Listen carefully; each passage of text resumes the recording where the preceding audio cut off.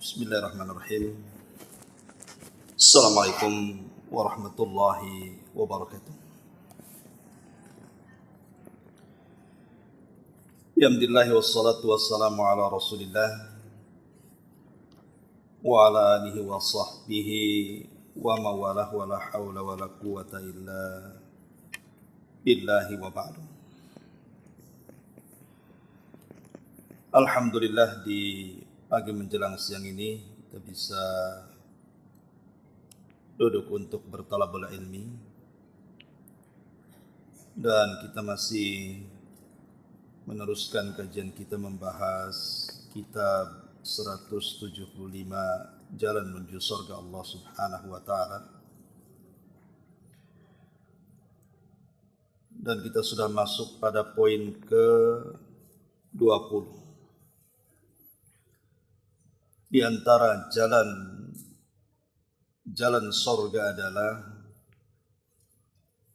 menuntut ilmu syar'i.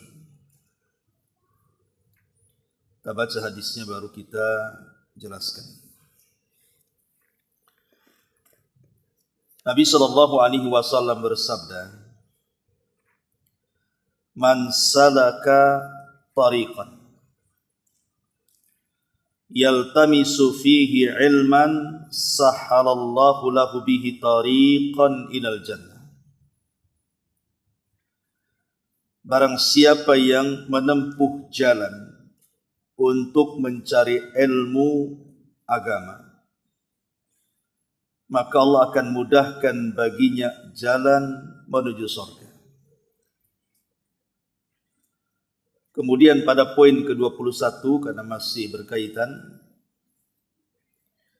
Nabi SAW juga bersabda, "Fadlul alim alal abid ka fadli ala adnakum. Inna Allah wa malaikatahu wa ahlas samawati wal aradin hatta namlata fi juhriha wa hatta al-huta la yusalluna ala muallimin nas al-khairah." Keutamaan orang-orang yang berilmu atas ahli ibadah seperti keutamaanku atas orang yang paling rendah di antara kalian. Karena sesungguhnya Allah dan para malaikatnya serta penduduk langit dan juga bumi sampai kepada semut yang ada di lubangnya, juga ikan-ikan, mereka akan mendoakan orang-orang yang mengajarkan kebaikan kepada manusia. Baik, dalam dua hadis ini menjelaskan kepada kita tentang di antara jalan menuju surga Allah Subhanahu wa Ta'ala adalah menuntut ilmu syar'i. Seperti ibu hari ini duduk dalam rangka menuntut ilmu syar'i. Di sini Nabi sallallahu alaihi wasallam mengatakan, "Man salaka," siapa yang berjalan. Seperti ibu ini kan berjalan dari rumah ke sini, ada yang naik mobil, ada yang naik motor, ada yang gojek atau apa namanya. Datangnya kemari ini tidak lain dan bukan memang ingin belajar. Bukan yang lainnya ya, bukan ketemu daripada pusing di rumah, ketemu kawan lah di pengajian. Atau sekalian lagi utang. Atau susah tidur biar cepat tidur. Atau niat-niat yang lainnya. Jadi bukan itu, memang betul-betul berjalannya kemari itu untuk mencari ilmu. Maka Rasul sallallahu alaihi wasallam kemudian memberikan keutamaan. Sahhalallahu lahu bihi tariqan ilal jannah. Maka Allah Subhanahu wa Ta'ala akan mudahkan jalan dia menuju surga. Jangan lagi perkara agama, perkara dunia saja, kalau tahu ilmunya itu akan mudah. Ibu cari alamat contohnya. Kalau ibu sudah tahu alamatnya, tahu rumahnya, tahu gangnya, tahu RT RW-nya, nggak mungkin nyasar karena ibu punya pengetahuan soal itu. Bahkan bisa ngasih tahu orang lagi, oh di sana alamatnya, jalannya lewat sini, lewat situ. Ini soal dunia. Kalau punya pengetahuan itu dimudahkan semuanya. Lah soal agama juga sama. Jadi kalau kita memiliki ilmu tentang agama ini, bagaimana cara sholat, bagaimana cara puasa, bagaimana cara haji, zakat dan yang semacamnya, maka akan mudah kita ini mengamalkan, dan dengan itu pula Allah mudahkan jalan kita menuju surga. Karena pengetahuan itu adalah kunci utama kita ini mengarah ke surga. Sebaliknya kejahilan itu justru menyesatkan. Urusan dunia saja menyesatkan. Makanya Syekhul Islam Ibn Taimiyah rahimahullah ta'ala mengatakan, separuh ilmu dalam dunia kedokteran itu bukan menyembuhkan, justru memperparah pasien. Separuh ilmu soal bangunan bukan mendirikan, boleh jadi bangunan itu bisa merobohkan. Lah separuh ilmu dalam agama juga berfatwa, bukan memberikan hidayah, terkadang menyesatkan. Makanya kemudian ilmu ini penting, baik urusan dunia ataupun akhirat. Nah di sini Nabi SAW menjelaskan siapa yang berjalan. Artinya dalam menuntut ilmu itu ada sunnah para ulama yang disebut dengan ar-rihlatu li talabul ilmi, melakukan rihlah, perjalanan untuk menuntut ilmu. Karena ilmu itu bukan datang sendiri, tapi didatangi, Bu. Sebagaimana perkataan Abdullah ibn Abbas radhiyallahu anhuma, al-ilmu yu'ta wa la ya'ti. Ilmu itu didatangi, bukan datang sendiri. Dan ilmu itu dengan belajar, bukan dengan angan-angan. Al-ilmu bitta'allum la bitta'ammud. Datangnya ilmu itu dengan belajar, bukan dengan angan-angan. Ibu pengen hafal Quran, dibakarlah Quran itu. Kemudian abunya dibuat kopi, kemudian diminum. Kira-kira hafal Quran enggak? Enggak ada, yang ada sakit perut. Ya. Jadi hafal dipelajari, baru seseorang itu bisa hafal Quran. Jadi ilmu itu dipelajari dan harus didatangi tempatnya. Karena berjalannya ibu dari rumah ke sini saja sudah pahala. Belum duduk di majelis ilmu, baru berjalannya saja.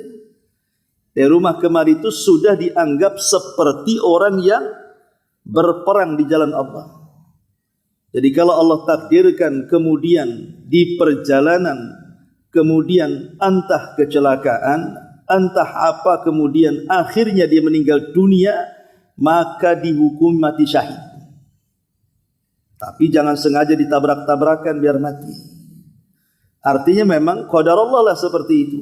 Karena Rasul yang mengatakan talabul ilmi kal mujahid fi sabilillah, bahwa menuntut ilmu itu seperti orang yang berjihad di jalan Allah. Sedikit cerita tentang para ulama. Di zaman sahabat Nabi SAW ada seorang sahabat namanya Jabir bin Abdullah radhiyallahu anhu. Jabir bin Abdullah radhiyallahu anhu, putra daripada Abdullah ibn Haram. Dia mendengar hadis Nabi SAW dari salah seorang sahabat yang sama-sama tinggal di kota Madinah. Masalahnya, sahabat yang mendengar hadis itu tidak mendengar langsung dari Nabi, tetapi mendengar dari sahabat lain namanya Abdullah ibn Unais. Lah Abdullah ibn Unais ini dulunya tinggal di Madinah, kemudian hijrah ke Syam. Jadi Abdullah atau Jabir bin Abdullah ini ingin memastikan hadis itu. Apakah betul Abdullah ibn Unais itu mendengar langsung dari Nabi atau tidak? Akhirnya kemudian setelah dia tahu bahwa hadis itu Diriwayatkan oleh Abdullah ibn Unais, dia pun mempersiapkan unta dengan seluruh perbekalannya. Kan di zaman itu kendaraan pakai unta. Berjalan dari Madinah menuju Syam selama 1 bulan. Berarti PP 2 bulan. Hanya memastikan 1 hadis saja. Dan Jabir mengatakan, apakah betul engkau mendengar hadis ini dari Nabi SAW? Yuhsyarun nas yaumal qiyamati khufatan uratan ghurlan, di mana manusia pada hari kiamat akan dibangkitkan dalam kondisi tidak dikhitan, telanjang dan tidak menggunakan sandal. Betul kau dengar ini dari Nabi? Kata Abdullah ibn Unais, iya, aku dengar langsung dari Nabi. Sudah gitu saja. Habis itu balik lagi ke Madinah. Hanya memastikan saja. Dia sudah hafal hadis itu dari sahabat lain. Cuman sahabat lain tidak mendengar langsung dari Nabi, tapi mendengar dari Abdullah ibn Unais yang ada di Syam. Coba bayangkan, hanya memastikan 1 hadis, apakah engkau mendengar langsung dari Nabi atau tidak? 2 bulan melakukan perjalanan dengan unta. Bayangkan berapa uang yang ia habiskan, berapa waktu yang ia korbankan, lelah letih di perjalanan, belum lagi bahaya yang dihadapkan. Hanya mencari 1 hadis saja. Jabir sampai berjalan dari Madinah menuju Syam. Itulah ulama dulu. Kemudian juga, karena zaman sekarang ini, kenapa enggak hadir di Ustadz Anu? Bosan itu aja katanya. Dan ada yang kayak gitu tuh. Padahal sebenarnya ibu duduk di majelis ilmu itu bukan hanya sekedar pengetahuan yang ibu tidak ketahui sehingga tahu. Terkadang ilmu yang ibu sudah ketahui diulang-ulang oleh ustadz itu, terkadang itu sebuah ilmu. Bahkan duduknya saja sudah berpahala tuh. Seperti kemarin yang sudah kita jelaskan. Jadi ibu datang ke majelis taklim, kemudian duduk mendengarkan ceramah. Itu tak sadar bu, dosa-dosa ibu itu sudah rontok di situ. Sehingga Nabi SAW mengatakan, apabila buyar pengajian dan ibu pulang ke rumah, apa kata Rasul? Qumu maghfuran lakum. Berdirilah kalian, pulanglah kalian, karena dosa-dosa kalian sudah diampuni dan Allah sudah ganti keburukan kalian dengan kebaikan. Lihat bagaimana fadilah orang yang duduk di majelis ilmu itu. Ini contoh yang pertama. Contoh yang kedua, hal yang sama juga dilakukan oleh seorang sahabat namanya Abu Ayyub Al-Ansari. Ada sahabat namanya Abu Ayyub Al-Ansari itu. Sama dengan Jabir. Dia mendengar hadis dari sahabat, tapi sahabat ini tidak mendengar langsung dari Nabi, tapi mendengar dari salah seorang sahabat yang tinggal di Mesir. Akhirnya Abi Ayyub Al-Ansari berjalan dari Madinah ke Mesir. Berapa hari itu dari Madinah ke Mesir itu? Hanya memastikan 1 hadis Nabi SAW. Kemudian setelah sampai ketemu orangnya, ditanyakan, apakah engkau mendengar langsung dari Nabi? Iya. Pulang lagi, hanya itu saja ke Madinah. Hanya untuk mempertanyakan 1 hadis. Tapi menghabiskan waktu berbulan-bulan. Menghabiskan biaya yang cukup banyak. Karena mereka di zaman itu memang sangat memuliakan ilmu, itu masalahnya. Jadi ilmu itu dimuliakan. Sampai-sampai Imam Ibnu Dailami, sama juga Imam Ibnu Dailami seorang tabi'in itu, dia tinggal di Mesir. Dia ingin berjumpa dengan Amr ibn As yang ada di Taif, di Mekah. Sama juga menanyakan soal 1 hadis Nabi SAW. Berjalan dari Mesir menuju Taif. Dan dari Taif lumayan cukup jauh, dari Mekah sekitar 6 jam lah kan. Tapi kan dari Mesir masalahnya itu. Kalau dari Mekah ke Taif ya dekat pakai bus. Sekarang saja dari Mesir kalau jalan darat itu kan jauh itu ke Mekah. Lah itu bagaimana Ibnu Dailami hanya mempertanyakan 1 hadis kepada sahabat Amr ibn As radhiyallahu anhu. Bahkan Imam Malik itu harus berjalan berhari-hari bermalam-malam untuk menanyakan 1 hadis juga. Jadi walaupun satu hadis bagi mereka itu sangat berharga di zaman itu karena mereka tahu pentingnya dan mulianya sebuah ilmu dan keutamaan para penuntutnya. Sampai ada ulama namanya Ibnu Qasim. Ibnu Qasim. Dia menikahi putri daripada pamannya. Kemudian setelah menikah beberapa bulan, rupanya hamilah istrinya.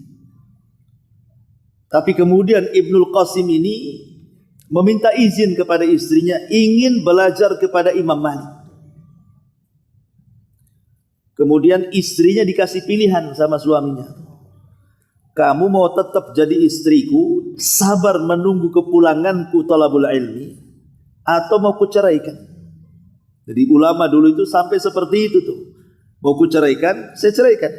Tapi kalau sabar ingin jadi istriku, ya tunggu aku pulang. Berangkatlah Ibnu Qasim ini menuju Madinah. Kemudian belajar dengan Imam Malik 17 tahun. Coba bayangkan anaknya udah dewasa tuh. Lahir itu sudah dewasa lah anaknya, sekitar 16 tahun lebih kan itu. Karena memang ditinggal istrinya sedang hamil. Jadi kemudian setelah dia jadi ulama itu, sudah menyerap ilmu Imam Malik di kota Madinah, pulang dia. Rupanya ketika sampai di kampungnya, dia mengetok rumah. Rupanya yang keluar anak laki-laki yang sudah dewasa. Dikiranya Ibnu Qasim ini penjahat mau mengganggu ibunya. Langsung diambil pedang sama dia. Dia nggak tahu itu bapaknya itu. Tetapi kemudian istrinya keluar, kemudian mengenali itu suaminya, baru dia ngasih tahu anaknya, nah itu bapakmu baru pulang dari thalabul ilmi. Kira-kira ini kalau posisi ibu di istrinya Ibnu Qasim, mau nggak tuh?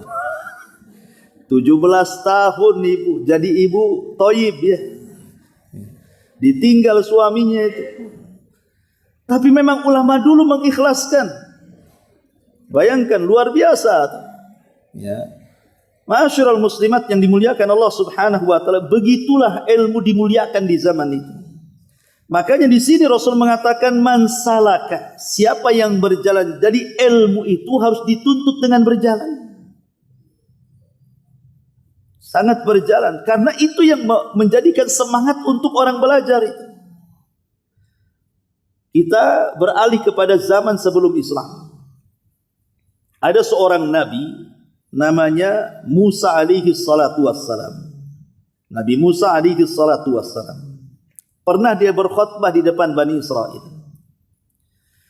Kemudian setelah berkhutbah, adalah salah seorang Bani Israel bertanya kepada Nabi Musa, "Wahai Musa, ada enggak manusia yang lebih alim dibandingkan dirimu?" Musa mengatakan tidak ada. Harusnya dia mengucapkan insya Allah. Tapi dia lupa mengucapkan insya Allah. Dia mengatakan tidak ada. Sebenarnya ucapan Musa ini benar sebenarnya. Memang di zaman itu tidak ada orang yang lebih alim dibandingkan Nabi Musa. Cuman masalahnya di situ ada sisi kemanusiaan, kesannya takabur. Karena dia mengatakan tidak ada. Coba kalau dia mengatakan insya Allah tidak ada, selamat dia. Gara-gara ucapan ini, maka Allah Subhanahu wa taala menghukum Nabi Musa dan mengatakan, "Ya Musa, di sana ada orang yang punya ilmu yang kau tidak punya. Kau harus belajar kepadanya." Kemudian Musa alaihi salam mengatakan, "Siapa ya Rabb orang itu? Saya akan cari dia dan akan belajar kepadanya." Maka Allah Subhanahu wa taala mengatakan, "Dialah Khadir," atau Khidir bahasa kitanya. Diperselisihkan Khadir atau Khidir ini apakah dia seorang nabi ataukah dia rajulun saleh, hanya orang saleh saja. Tapi pendapat yang kuat wallahu alam dia seorang nabi dan mukjizatnya sesuai dengan namanya Khidir. Diambil dari Khadir itu artinya hijau. Jadi kalau dia duduk di padang gersang, kemudian dia berdiri, itu padang gersang itu jadi tumbuh rumput, itu jadi hijau tuh. Itulah mukjizatnya Nabi Khidir, maka disebut Khidir. Karena dia duduk di mana saja yang gersang, tumbuh di situ, tumbuh-tumbuhan. Masalahnya Allah Subhanahu wa taala ketika memberikan alamat kepada Nabi Musa untuk mencari Khidir itu tak jelas pula alamatnya. Kalau alamatnya jelas, desanya, kecamatannya, kelurahannya, kabupatennya kan senang tuh. Ini enggak, cari dia di pertemuan dua air lautan. Itu saja alamatnya. Cari dia di pertemuan dua air lautan itu. Kemudian yang kedua, ciri-cirinya kalau engkau sudah sampai di tempat itu, maka ikan asin yang kau bawa itu akan hidup dan loncat. Kalau ikan asin yang mati tiba-tiba hidup kemudian loncat, ikuti itu ikan itu arahnya kemana, maka ikan itu akan menunjukkan kamu ke tempat Khidir itu. Bayangkan coba alamatnya kayak gini, cemana caranya? Ya. Mencari dua pertemuan air lautan itu di mana? Tapi Nabi Musa alaihi salatu wasallam sudah berazam karena ini perintah Allah, maka Musa pun siap untuk mencari Khidir dan tidak akan pulang sebelum berjumpa. Akhirnya kemudian Musa membawa pembantunya namanya Yusha ibn Nun, yang kelak akan jadi nabi dan meneruskan perjuangan Nabi Musa. Jadi berangkatlah Yusha ibn Nun dengan Nabi Musa mencari Khidir. Setelah lelah letih entah berapa hari, berapa bulan, berapa tahun, wallahu alam tidak dijelaskan, Al-Quran tidak menjelaskan. Karena kisah ini terdapat dalam surah Al-Kahfi. Jadi kemudian Nabi Musa ini berjalan dengan Yusha ibn Nun, rupanya sudah sampai di tempat itu, tapi kemudian setan membuat lupa. Jadi ketika istirahat Nabi Musa di situ, kemudian Yusha ibn Nun itu melihat kok ikan asinnya hidup, kemudian nyemplung di situ, lupa dan ngasih tahu Nabi Musa. Akhirnya berjalan lagi, lelahlah Nabi Musa, kemudian ingin makan. Rupanya ditanya mana ikannya, ikannya nyemplung. Oh baru ingat, kita udah kebablasan, balik lagi ke tempat batu tadi. Disitulah berjumpa dengan Nabi Khidir. Akhirnya Nabi Musa pun belajar kepada Nabi Khidir. Sebenarnya kalau mulia-muliaan, Musa jauh lebih mulia dibandingkan Khidir. Karena dia seorang nabi, seorang rasul, ulul azmi, nabi terkenal Bani Israel. Khidir kan hanya seorang nabi saja. Di sini ada faedah bahwa belajar itu tidak mesti kepada orang yang lebih tinggi ilmunya. Terkadang kita juga harus belajar kepada yang setara ilmunya atau yang di bawah ilmu kita. Boleh jadi dia punya pengetahuan yang kita tidak tahu. Tidak mesti dengan ustaz saja. Boleh jadi mungkin sesama teman atau mungkin di bawahnya junior ibu lah. Karena terkadang ada pengetahuan yang luput, seperti Musa belajar kepada Khidir. Maka belajarlah kepada Khidir walaupun pelajarannya aneh-aneh kan itu. Pertama membolongi kapal. Yang kedua anak kecil ditangkap kemudian digorok mati. Ya, kemudian tiba-tiba ada rumah yang mau roboh, nggak jelas penghuninya, tiba-tiba diperbaiki. Ya, pokoknya aneh-aneh pelajarannya. Yaitu mungkin syariatnya zaman dulu ya. Kalau syariat zaman sekarang ya nggak mungkin lah kemudian dipraktekkan ilmu itu. Seperti mamanya Khidir melihat ada anak-anak kecil kemudian ditangkap, anak itu kemudian digorok sampai mati. Kemudian ditanya, kenapa engkau membunuh anak itu? Maka Khidir, karena dia seorang nabi tentu dapat wahyu. Ini anak kalau sudah besar durhaka, kasihan dengan orang tuanya, makanya kubunuh dulu. Lah nggak mungkin syariat ini kita amalkan kan itu. Nampaknya ada main-main nakal kali anak ini. Ibu ambil pisau tusuk aja kan gitu. Kenapa bu tusuk? Nih anak ini kalau besar kurang ajar nanti nih. Dari mana kita tahunya? Ini kan syariat dulu kan. Kita punya syariat sendiri, tidak bisa diamalkan. Karena Khidir melakukan seperti itu berdasarkan wahyu kan. Ibu berdasarkan apa kan? Gak ada dasarnya pun kan. Lah dari sini ada pelajaran besar bagaimana seorang nabi sekelas Nabi Musa saja mencari ilmu harus berjalan.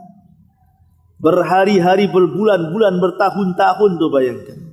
Itulah rihlah talabul ilmi namanya. Taib itu diantara zaman-zaman dulu ya. Tapi ada kisah menarik di zaman setelah Nabi SAW.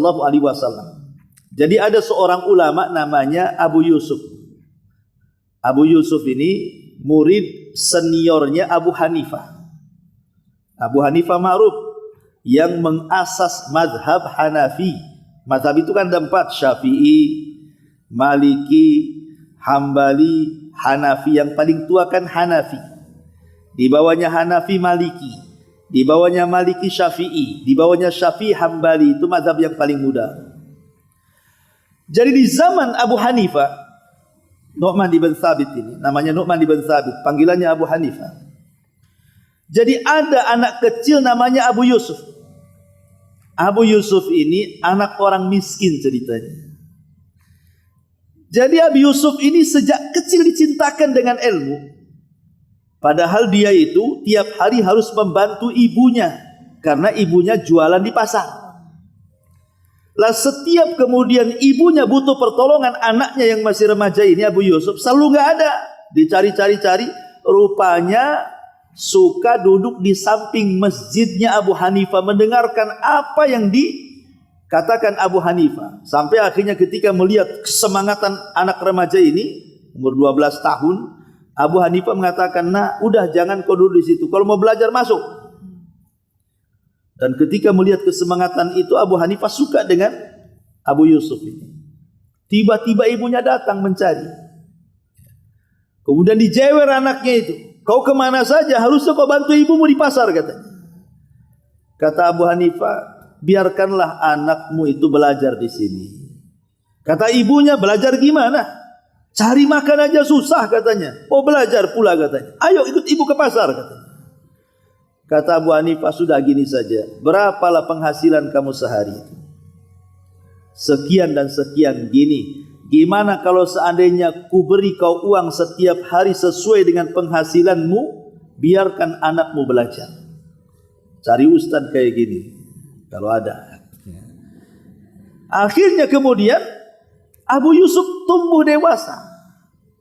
Oh ya, ketika dalam dialog ini, ibu tadi itu marah dan mengatakan, "Engkau sudah merusak anakku, wahai Abu Hanifah. Gara-gara kamu dia malas bekerja," katanya.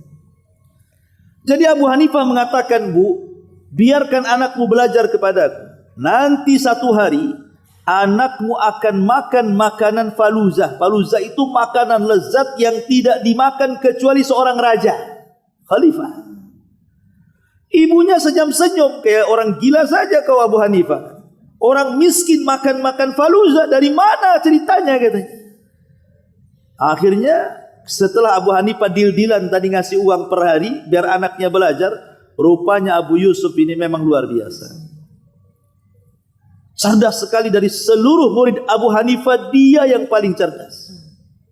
Satu hari ketika itu Khalifah Harun ar-Rasyid rahimahullahu ta'ala, dia mencari seorang qadhi, seorang yang akan menjadi hakim agung dalam kerajaannya.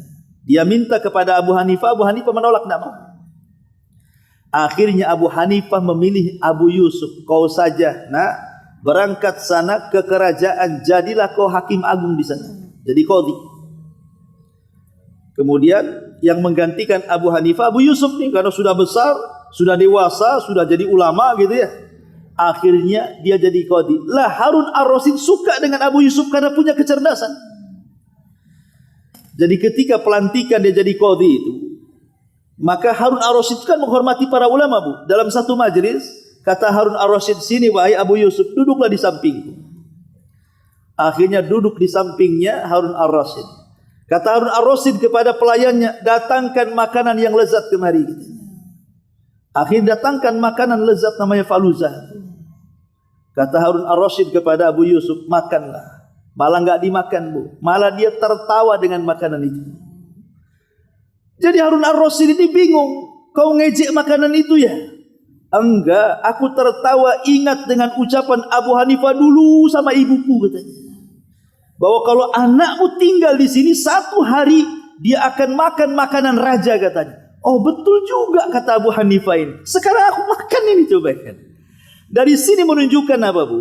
Bahwa ilmu itu mengangkat derajat. Makanya Allah mengatakan yarfa'illahu alladhina amanu minkum walladzina utul ilma darajat.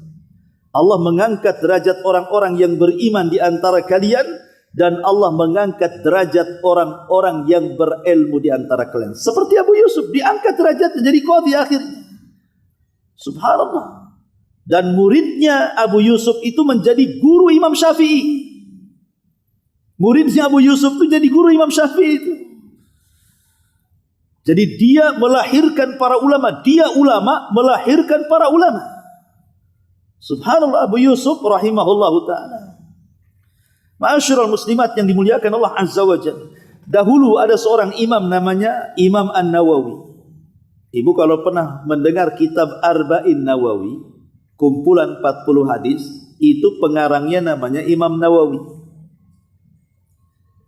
Imam Nawawi itu yang ngarang kitab Riyadhus Shalihin. Nah, itulah Imam Nawawi yang ngarang. Ya. Kemudian juga kitab Al-Adhkar, zikir-zikir itu juga Imam Nawawi. Jadi banyak karyanya Imam Nawawi. Imam Nawawi ini memang tidak panjang umurnya. Di usia 40 tahun lebih dia meninggal dunia. Dan dia tidak sempat menikah karena sibuk talabul ilmi. Jadi di usia 12 tahun Imam Nawawi ini, ada seorang anak muda dari Maroko. Dia bertandang ke Nawa, tempat desanya Imam Nawawi. Dilihatnya kok ada anak remaja usia 12 tahun. Kok dia tidak mau bermain dengan anak-anak yang lain? Gak mau bermain. Diajak sama anak muda dari Maroko ini, ayolah kau bermain. Tidak. Di tangannya bawa buku aja kemana-mana. Ya baca saja kemana-mana Imam Nawawi. Jadi dirayu-rayulah sama anak muda dari Maroko ini. Dia mengatakan, nah ayo main. Kawan-kawanmu sedang main di sana. Usiamu itu usia bermain, bukan usia belajar. Tapi lihat jawaban Imam Nawawi, dia mengatakan, ma khuliqtu lila'ib. Aku tidak diciptakan untuk main-main. Coba bu, anak 12 tahun ngomong begitu. Kira-kira anak ibu ngomong gimana tuh? Aku diciptakan untuk main-main. Terbalik malah kan gitu. Oh, aku 24 jam diporsir gitu. Kapan aku mainnya kan itu ya? Tapi anak 12 tahun bisa ngomong begitu tuh. Aku tidak diciptakan untuk main-main. Subhanallah. Jadi anak muda dari Maroko ini mengatakan, kok anak siapa? Anaknya Fulan bin Fulan katanya. Didatangi rumahnya dan mengatakan kepada ayahnya, kepada ayah Imam Nawawi, tolong jaga anakmu ini. Dia punya perkara besar di masa depan katanya. Bapaknya bingung dan mengatakan, kok ini dukun ngeramal anakku katanya. Kata anak muda ini, iya pasti anakmu akan jadi orang sukses di masa depan. Gara-gara ucapan ini anak muda dari Maroko ini kepikiran sama bapaknya. Makanya sejak itulah dia hijrah dari Nawa ke Damaskus. Karena Damaskus ketika itu kan negerinya para ulama. Disitulah Imam Nawawi belajar. Bayangkan usia 12 tahun. Satu hari dia bisa menghadiri 12 mata pelajaran dari syekh-syekh yang ada di Damaskus. Jam sekian ke jam sekian ke rumahnya Syekh Anu. Jam sekian ke jam sekian ke rumahnya Syekh Anu gitu. 12 mata pelajaran satu hari keliling dia. Itu anak 12 tahun bu. Betul anak ibu keliling, tapi ya trek-trekan motor ke sana kemari. Bukan thalabul ilmi ya. Tapi anak muda lihat bagaimana Imam Nawawi, wajar kalau seandainya di usia 28 tahun Imam Nawawi itu sudah produktif, dia menulis banyak karya. Ya Arba'in Nawawi, kemudian Syarah Muhadzab, Al-Adhkar, Riyadhus Shalihin, bahkan kitab Riyadhus Shalihin itu bu, itu kitab terbanyak dicetak di dunia setelah Quran. Saking lakunya, dipelajari di semua pesantren satu dunia ini, coba kan. Luar biasa itu kan. Nah itu orang dulu kalau belajar itu luar biasa. Sampai ilmu dan para penuntutnya atau para ulama dihargai. Ada seorang ulama namanya A'mash. A'mash ini bahasa Arab. Ada A'ma, ada A'mash. Kalau A'ma itu orang buta, disebut A'ma dalam bahasa Arab. Kalau A'mash dia tidak buta tapi rabun. Kalau berkedip mengeluarkan air mata, kemudian ketelan, kemudian dia meludah. Selalunya A'mash itu kalau dia mengedipkan mata, keluar airnya, ketelan kemudian diludahkan ke sebelah kiri. Bah, gitu biasanya. Tapi dia ulama besar, Bu. Satu dunia orang belajar kepada Imam A'mash ini. Jadi satu hari ada anak muda. Dia murid baru. Dia tidak tahu kebiasaan A'mash ini. Jadi biasanya sebelah kiri itu dikosongkan, Bu. Tidak ada orang duduk di situ. Karena A'mash biasa meludah ke situ. Ya. Jadi anak baru ini saking semangatnya dia kan. Ingin belajar, masjid sudah penuh nih. Dari kejauhan, kok sebelah kiri Imam A'mash kok tidak ada yang mau duduk di situ ya. Ini kesempatan saya di situ. Saya bayangkan. Akhirnya dia berusaha itu sampai melangkahi orang, berhasillah kemudian di situ. Orang-orang sudah mengisyaratkan karena mereka tidak berani ngomong. Sebab di pengajian Imam A'mash itu ada satu yang berisik saja langsung tutup buku, nggak ada kajian. Betul-betul senyap, nggak ada orang nggak boleh ngomong. Itu di pengajiannya A'mash itu serius betul dia kalau ngomong. Jadi orang sudah mengisyaratkan jangan gitu maksudnya. Tapi dia anak baru tak paham. Duduk pula di situlah. A'mash ini kan rabun, nggak tahu dia lihat pun susah. Ya setiap pengajian hadasannya ceprot kena lagi. Jadi dia sepanjang pengajian itu rambutnya penuh ludahnya A'mash, Bu. Subhanallah, coba. Tapi anak muda ini sabar, tetap gitu. Dan setelah ketahuan tidak mau lagi duduk di situ ya, Bu. Tapi sampai seperti itu. Bahkan Imam A'mash ini dia kalau menguji orang yang apakah anda ini seorang thalabul ilmi yang betul-betul mencari ilmu atau yang hanya main-main saja, rumahnya A'mash itu sampai dipagari, Bu. Tidak ada pintunya. Pintunya dari belakang. Itu A'mash saja yang keluar masuk dari situ. Kalau thalabul ilmi mau menemui dia harus masuk dari lubang kecil. Jadi tembok dikelilingi, dikasih lubang hanya cukup kita masuk dalam kondisi merangkak. Kemudian di dalam disediakan anjing galak. Jadi kalau masuk nengok anjing itu nggak jadi lagi dia. Kalau dia berhasil masuk kejar-kejaran dengan anjing itu, Bu. Kemudian dia berhasil masuk ke Imam A'mash, dapat satu hadis dia. Coba sampai diuji orang zaman dulu belajar itu sampai seperti itu dikejar-kejar anjing dulu baru dapat satu hadis tuh. Ibu kesini nggak dikejar-kejar siapa, Bu, kecuali dikejar-kejar debt kolektor kan. Ya nggak tahu. Tapi kan di situ bagaimana zaman dulu itu belajar itu sampai ujiannya kayak gitu loh. Karena ilmu itu memang betul-betul dihargai dan para ulamanya juga dihargai. Orang sekarang ini jangan lagi ilmunya ustadznya nggak dihargai. Cemana mau berkah ilmunya? Makanya di sini pada poin yang ke-21-nya lihat bagaimana keutamaan orang alim. Nabi SAW mengatakan fadlul alim alal abid ka fadli ala adnakum. Keutamaan orang yang berilmu atas ahli ibadah itu seperti keutamanku di atas orang yang paling rendah di antara kalian. Ya, kata Rasul.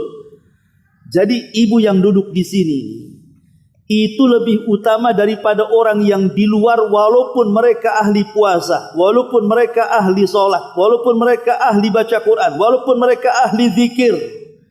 Kalau mereka tidak pernah hadir di majelis ilmu, hanya pandai mengamalkan tapi tidak punya pengetahuan, maka orang thalabul ilmi itu satu saja di antara ibu lebih baik dibandingkan ribuan orang ahli ibadah di luar sana.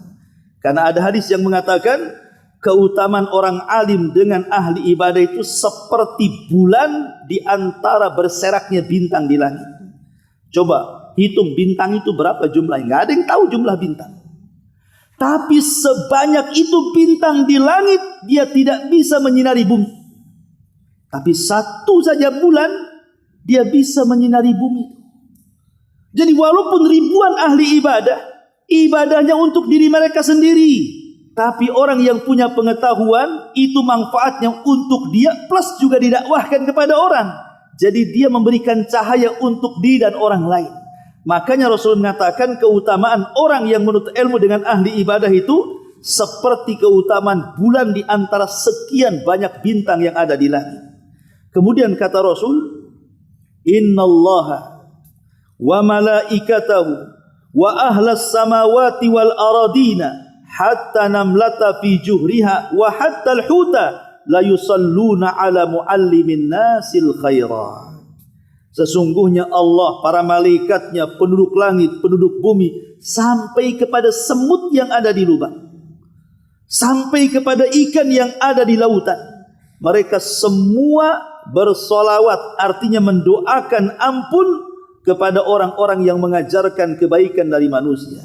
Jadi orang-orang yang duduk di majelis ilmu itu akan ditasbihkan oleh semua makhluk yang ada di luar sana. Jadi semut-semut yang merayap di rumah ibu itu, makanya tidak boleh dibunuh, Bu, kecuali semut yang menyakiti. Jadi kalau seandainya ada satu semut merah gitu ya, gigit ibu, yang gigit saja dibunuh, Bu. Jangan pula kandangnya ibu bakar. Karena ada di zaman Bani Israel seorang nabi, gara-gara satu semut menyakiti dia, mau bakar satu sarang semut. Ketika dia sudah siapkan api, Allah mengutus malaikat untuk menegur Nabi Bani Israel itu dan mengatakan, apakah gara-gara satu semut kau bakar satu kampung semut? Mereka umat yang bertasbih, biarkan. Jadi kalau ibu mengusir semut, disapu saja. Ya, disapu.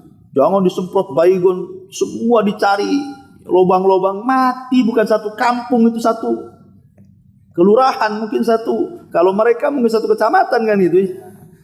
Jadi cukup yang menyakiti saja yang ibu bunuh. Kalau enggak menyakiti, jangan. Mereka umat yang bertasbih untuk kita loh. Mereka bertasbih untuk kita, memintakan ampun akan dosa-dosa kita. Sudah bertasbih, ibu bunuh pula dia kan.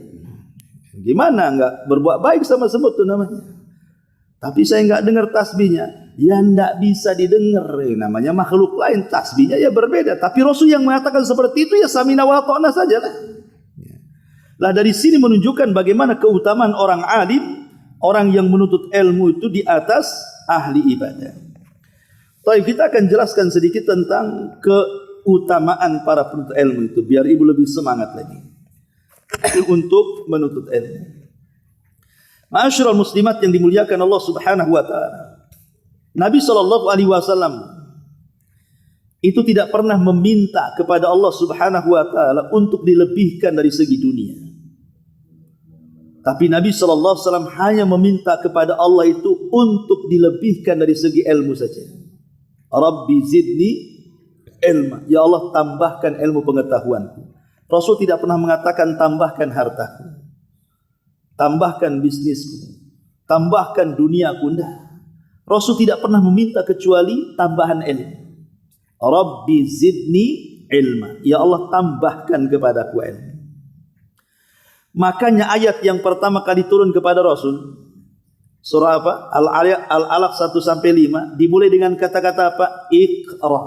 Iqra itu artinya alat untuk mencari ilmu. Tanpa baca orang nggak bisa dapat ilmu.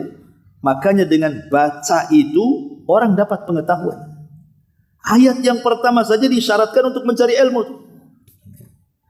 Belum lagi Nabi SAW sampai kemudian menjelaskan tentang bagaimana Allah Subhanahu wa taala akan memberikan pahala yang mengalir sampai kepada kematian. Ingat kata Rasul apa? Idza mata ibnu Adam in qata amaluhu illa min thalathin, sadaqatin jariyah aw ilmin yuntafa'u bihi aw waladin salihin yad'ulahu. Apabila anak Adam meninggal dunia, tidak ada yang mengalir pahalanya kecuali 3 perkara. Sedekah yang mengalir, diwakafkan, kemudian ilmu yang bermanfaat. Ini disyaratkan kepada ilmu. Disyaratkan kepada ilmu. Jadi kalau ibu ini belajar hari ini atau kepada siapa ustadznya, kemudian diamalkan, itu pahalanya mengalir. Kemudian juga Nabi SAW menjelaskan bahwa orang yang keluar menuntut ilmu, tadi saya sudah jelaskan di mukadimah, itu sama dengan orang yang keluar berperang di jalan Allah Subhanahu wa taala. Artinya sama dengan para mujahidin fi sabilillah. Bahkan lebih daripada itu, orang yang menuntut ilmu itu akan mewariskan warisan para nabi. Kata Rasul, al-ulama warasatul anbiya. Ulama itu pewaris para nabi. Wal anbiya lam yuwarithu dinaran wala dirhaman. Ulama itu tidak pernah mewariskan dinar dan dirham, maknanya tidak mewariskan dunia. Walakin warathul ilma faman akhada bihadin wafir. maka siapa yang mengambilnya, maksudnya mengambil ilmu dari para ulama yang lainnya, maka dia telah mengambil bagian besar dari warisan para nabi. Dan banyak lagi. Baik, sedikit kita akan jelaskan tentang beberapa kisah lagi dari para ulama, bagaimana mereka memuliakan ilmu karena tahu fadilahnya. Ma'asyiral muslimat yang dimuliakan Allah Subhanahu wa taala, disebutkan oleh para ulama di sini perkataan Abdurrahman ibn Abi Hatim rahimahullahu taala. Dia mengatakan, kunna bi Misrin sab'ata ashhur. Aku dulu belajar di Mesir, karena dulu Mesir itu kan gudangnya para ulama dan gudang ilmu di zaman itu. Kata Abdurrahman ibn Hatim, aku belajar di Mesir itu sampai 7 bulan. Lam na'kul fiha marakatan, tapi aku tidak pernah merasakan enaknya makanan. Marok itu semacam kuah daging. Ya, orang Arab kan suka dengan kuah daging itu. Kullu naharina. Kenapa demikian? Karena setiap siang kami, dari pagi, siang sampai sore itu, naqsimu lima jalis syuyukh. Kami membagi-bagi majlis-majlisnya syekh ini dan syekh itu. Jadi sudah lupa akan makan tuh. Jadi jam sekian belajar di Syekh Anu, jam sekian belajar di Syekh. Jadi dari pagi, siang sampai sore dihabiskan untuk situ karena lezatnya belajar sampai lupa makan. Kalau kita kan terbalik gitu. Saking banyak makan, lupa belajar. Gitu kalau orang sekarang. Kalau orang dulu kan gitu, sibuk belajar, lupa makan.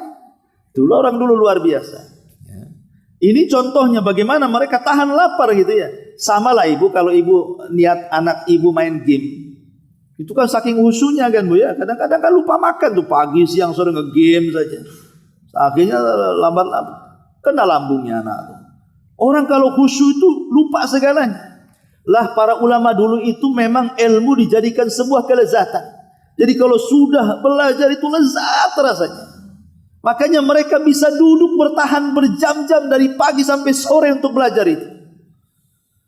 Nah, itulah orang-orang yang sudah merasakan kelezatan ilmu, pasti dia akan suka duduk. Coba ibu kalau tidak pernah belajar bu, duduk di majelis talim, ajaklah kawan ibu tuh yang tidak pernah ke majelis talim itu.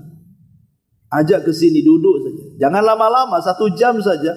Itu kayak burung ditangkap dimasukkan sangkar, maunya keluar aja tuh. Udah nggak enak tuh. Apalagi serius, nggak ada ketawanya, nggak ada apa. Ini ustaz apa nih gitu. Kan itu ya. Mungkin dia nggak kerasan kan itu. Besok diajak lagi dia kapok mungkin dia. Karena tidak terbiasa dan belum pernah merasakan lezatnya ilmu. Orang yang merasakan lezatnya ilmu itu karena banyak duduk di majelis taklim, kemudian ada niat ingin belajar, mengangkat kejahilan dalam dirinya untuk mengangkat kejahilan kepada orang lain. Baru dia akan merasakan kelezatan. Makanya kenapa harus ada adabnya, harus ada ikhlas, harus ada sabar. Ya, karena sabar dalam menuntut ilmu itu rahasia orang mendapatkan pengetahuan. Kemudian juga disebutkan oleh Imam Ibnu Qayyim rahimahullahu taala. Jadi dia punya guru namanya Syekhul Islam Ibnu Taimiyah. Ibnu Taimiyah itu gurunya Imam Ibnu Qayyim. Jadi satu hari Ibnu Taimiyah itu sakit parah. Ya, karena kelelahan belajar dan mengajar, akhirnya terbaring sakit dia, tidak bisa bangun. Dibawalah dia ke mustasfa, ke rumah sakit mungkin bahasa kitanya. Kemudian dirawat sama dokter. Tetapi selama di rumah sakit, walaupun dia lemas gitu kan, dia tidak pernah tinggal yang namanya pena dengan buku tuh. Ditulis saja dari hafalannya. Jadi kata dokter ini, ya Imam, waktumu bukan waktu belajar, waktumu itu waktu istirahat. Kamu tuh sakit parah. Kalau kamu kurang istirahat, penyakitmu akan bertambah. Kok lama sembuhnya? Kemudian Ibnu Taimiyah mengatakan kepada dokter itu, Pak dokter, saya ingin tanya. Seseorang itu kalau hatinya tenang, hatinya senang, hatinya bahagia, apakah itu bisa mengurangi penyakit? Dia tanya begitu. Kalau orang itu tidak ada masalah, pokoknya bahagia hatinya, apakah itu bisa mengurangi penyakit? Kan dia tahu bahwa kalau dalam ilmu Tibun Nabawi itu justru kebanyakan penyakit itu kan dari pikiran, sedikit dari makanan. Tapi kalau mungkin ilmu kedokteran mungkin terbalik kan gitu ya. Ya. Tapi dalam ilmu pengetahuan ya seperti itu dalam Islam itu. Jadi pikiran itulah sebenarnya penyebab banyaknya penyakit itu. Jadi Ibnu Taimiyah mengatakan, apakah kalau orang itu senang, tidak punya pikiran, ini bisa mengurangi penyakit? Kata dokter, ya, itu sudah masyhur, memang seperti itu katanya. Masalahnya gini dok, aku ini kalau tidak pegang pena dengan ini, aku tidak bahagia. Itu saja masalahnya. Biarkan aku bahagia dengan ini. Kata dokter, itu ilmumu beda dengan ilmuku katanya. Jadi akhirnya kemudian Ibnu Taimiyah tetap dia, akhirnya Allah sembuhkan. Lihat, sampai sakit-sakit pun dia begini. Kalau ibu nggak sakit tuh pasti mintanya ya yang enak-enak dimakan kan, Bu. Bukan minta buku untuk dibaca tuh. Ini bagaimana para ulama itu sampai seperti itu. Sampai Ibnu Taimiyah rahimahullahu taala itu punya kakek lah. Bapaknya ulama tapi tidak terkenal. Tapi kakeknya terkenal, namanya Taqiyuddin Abul Barakat. Ya. Jadi cucunya Ibnu Taimiyah itu masih kecil. Lah kakeknya ini kalau belajar itu dia tidak pernah kenal waktu dan jangan sampai ada waktu yang terlewatkan. Walaupun 1 menit. Sampai kalau dia hendak buang hajat itu, Abul Barakat itu. Taqiyuddin Abul Barakat itu. Dia buang hajat itu. Jadi dia minta kepada cucunya Ibnu Taimiyah yang masih kecil suruh baca kencang-kencang di samping toilet. Supaya dia sambil berak itu dengerin dari luar kan gitu. Karena kan tidak boleh baca di toilet kan. Nggak boleh ibu ya. Bawa handphone dengerin Quran di toilet haram, tidak boleh. Tapi kalau dengar dari luar, ibu nyetel murotal, ibu sambil buang hajat di toilet itu nggak ada masalah. Itu kan suara yang masuk, bukan dari toilet keluar. Ini dari luar ke toilet kan gitu. Jadi cucunya suruh baca kencang-kencang tuh bu. Saking tidak mau ada waktu yang terlewatkan. Itulah ulama dulu seperti itu. Luar biasa kan itu. Nah, ibu jangan lagi anaknya suruh baca. Ibu nggak buang hajatnya tidak mau baca kok. Gimana pula kan? Orang sekarang ini himmah thalabul ilmi, semangat thalabul ilmi itu kadang-kadang sudah berkurang. Makanya ya tadi ya sudah syukurlah Ustaz saya ngaji seminggu sekali tiap Jumat kok. Harus tiap hari ini gimana? Iya, menuntut ilmu kan tidak mesti harus duduk bu. Di rumah kan bisa dengar YouTube, bisa baca ini buku, bisa meringkas dan begitu seterusnya.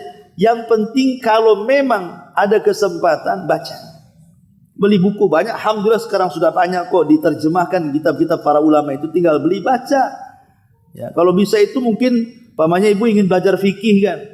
Belilah buku fikih satu itu, baca 100 kali ibu, pasti ibu paham.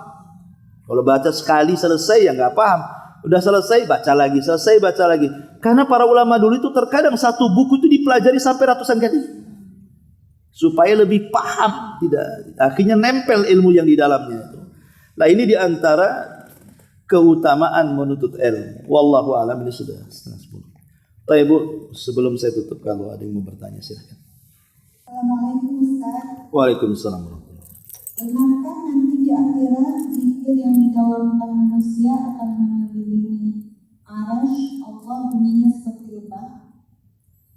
Iya. Itu ada hadisnya. Nanti ada juga di sini pembahasannya. Jadi ada zikir-zikir tertentu seperti tasbih ataupun la haula wala quwata illa billah. Ada zikir-zikir tertentu itu. Kalau kita baca, maka zikir itu akan terangkat ke langit sampai ke arsy. Kemudian akan bersuara seperti lebah dan memberitahu siapa pengucapnya. Karena bedanya begini. Amal soleh itu terbagi dua. Ada amal soleh yang bentuknya perbuatan. Seperti sholat, puasa, zakat, haji, baca Quran, pokoknya perbuatan. Ya. Dan ada amal soleh itu berbentuk ucapan. Ya ucapan ini masuk baca Quran, zikir, dakwah, berkata-kata yang santun dan begitu seterusnya. Ini perbedaannya. Kalau amal soleh dalam bentuk perbuatan itu terangkat karena malaikat yang mengangkatnya. Jadi malaikat yang mengangkat amalan perbuatan kita ke langit. Tapi semata-mata ucapan manusia, maka ucapan itu akan terangkat dengan sendirinya tanpa harus bantuan malaikat mengangkat amal kita. Jadi kalau ibu baca Quran atau berzikir atau mengajak manusia kepada kebaikan, itu sudah terangkat sendiri amalannya ke atas. Berdasarkan ayat Al-Quran, ilaihi yas'adul kalimit tayyib wal amalus salih yarfa'uhu. Kepada Allah lah semua kalimat-kalimat baik itu terangkat. Dan amal soleh juga terangkat. Tapi lihat bahasa Arabnya, ketika menyebut kalimat yang baik, Allah menggunakan kalimat sa'ida yas'adu. Ketika bicara tentang amal soleh yang sifatnya perbuatan, Allah katakan yarfa'u. Satunya pakai sa'ida, satunya pakai rafa'. Dalam bahasa Arab itu dibedakan. Kalau sa'ida itu artinya naik dengan sendirinya. Tapi kalau rafa' itu orang yang menaikkan. Jadi kalau seandainya ibu ini berzikir, tidak usah nunggu malaikat bawa amalan kita dihadapkan Allah. Dengan sendirinya zikir kita naik ke atas. Tapi kalau amal soleh yang kita lakukan itu nunggu malaikat yang ngangkat setiap Senin dan Kamis. Atau setiap subuh dan juga asar. Ya, ada yang sifatnya pekanan, ada yang sifatnya harian. Tapi kalau amal soleh tidak menunggu malaikat yang mengangkat perkataan yang baik itu tidak menunggu malaikat yang mengangkatnya. Dia terangkat sendiri dia. Makanya kenapa lisan itu sebenarnya paling mudah orang masuk surga dengan lisan itu. Tapi paling mudah juga orang masuk neraka dengan lisan. Kalau orang berzikir tiap hari itu zikirnya langsung naik ke atas. Ya, makanya di sini ada hadis yang mengatakan seperti itu, bahwa nanti zikir itu akan mengelilingi di aras dan akan mengeluarkan suara tawon itu dan akan menyebut-nyebut siapa yang mengucapkannya. Wallahu a'lam.